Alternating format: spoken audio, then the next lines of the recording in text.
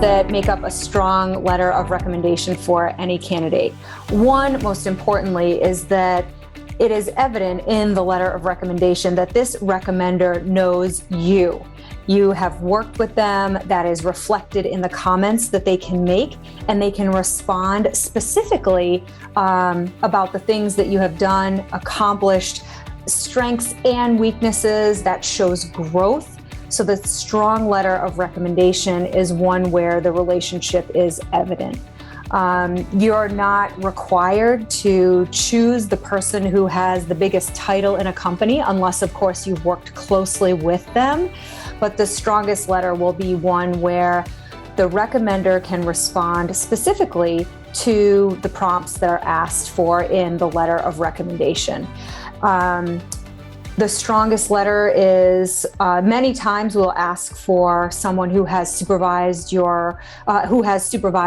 professionally. So this is someone who is often more senior to you, who will have had the chance to done formal appraisals of your work in a professional setting, and sharing this with the admissions committee is something that can have a big impact. And so we understand the risk there in you sharing this with your supervisor that you will be applying to an MBA program. If you're able to do that, that can often make for a very strong letter of recommendation, because they will have seen your growth, your successes, and been able to comment specifically on the experiences that you've had as a professional, which we then see that, and it translates to how you may then be as a peer in an MBA program.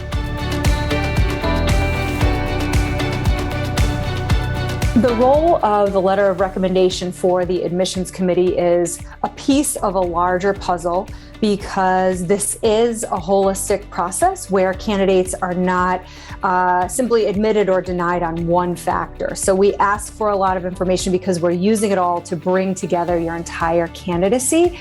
So the letter of the recommendation letter fits in because it aligns with other criteria that we are evaluating in the overall application. So when I think about your accomplishment, I'm seeing that reflected in your resume, in your essays, but also it's shining through in this letter of recommendation. So it's confirming and supporting things that you've shared in your resume, other things that you've talked about in the essays or in the interview. And then I have this additional voice in the application that highlights things that you have already shared. So it's very confirming and supportive of other things that you have shared as the applicant, where your voice is the strongest, but it's wonderful to see this confirmation from the professional recommendation. So it fits in to this larger puzzle of your application and confirms the strengths that you have shared either through your resume or your essays.